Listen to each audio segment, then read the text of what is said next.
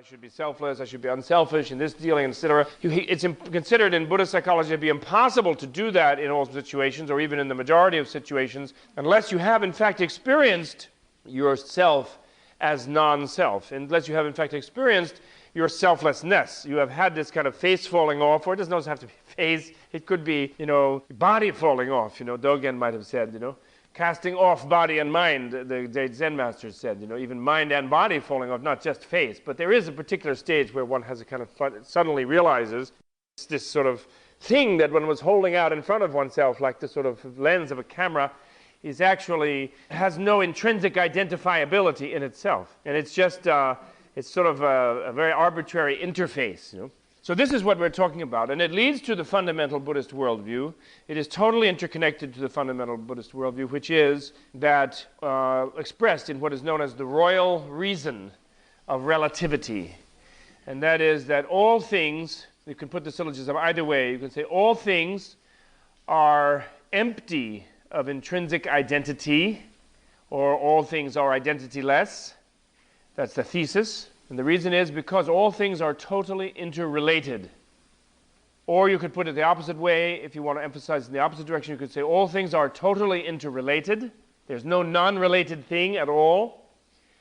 Because all things lack intrinsic identitylessness. Identity. All things have intrinsic identitylessness or lack intrinsic identity. It's known as the royal reason of relativity, as I like to call it in English. And it is the fundamental Buddhist worldview. People want to think that, people think if you ask somebody what is the fundamental Buddhist worldview, they say, well, it's nirvana, or it's enlightenment, or this and that, and all that is true. But actually, the fundamental view in Buddhism that the learned Buddhist scholar and yogi will tell you is the worldview of relatedness, actually. That is it. It is the worldview of relativity. Buddha had this extraordinary experience as he was looking for the true nature of the self and the world, where he realized the dissolution of the self as an isolated, independent entity, completely experientially, viscerally realized that. And that means to the degree that, for example, if you meditate about the self and you start to, for example, you do what people will use as fundamental in Buddhism, kind of meditate on the breath, you will kind of feel, that, you have to kind of draw your breath.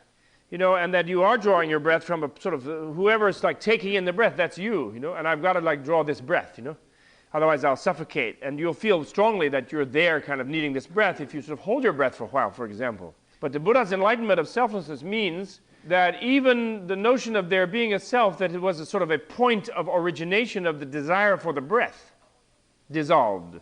Meaning that technically the state of enlightenment is a state where you do not need to inhale for a selfish purpose.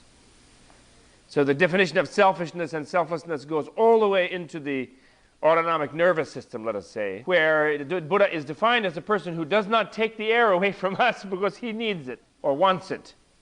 You realize how profound that is? That's not fooling around there.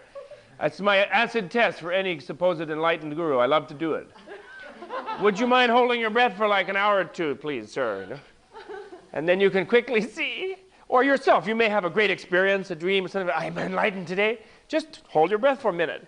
In a minute you're going, ugh, gotta have that air, So that means, for example, in a state where the mad scientist put us in a chamber and like pumped the air out and said, there's a time lock on the door, I'll let it out, this is an experiment. Only half of you will get out if you breathe normally. Others will suffocate.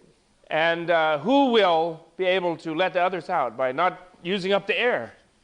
Which of us? Even the most unselfish of us, what we on the surface level think of unselfish, on the conscious level, who will be able to just, for example, say you're there with everyone is there as your child, you're a grandfather or a grandmother. Even at that age, would you be able, in fact, not to draw your breath so that your grandchildren could live? But this, and I'm not saying that, I don't want to start so choking and gagging, please.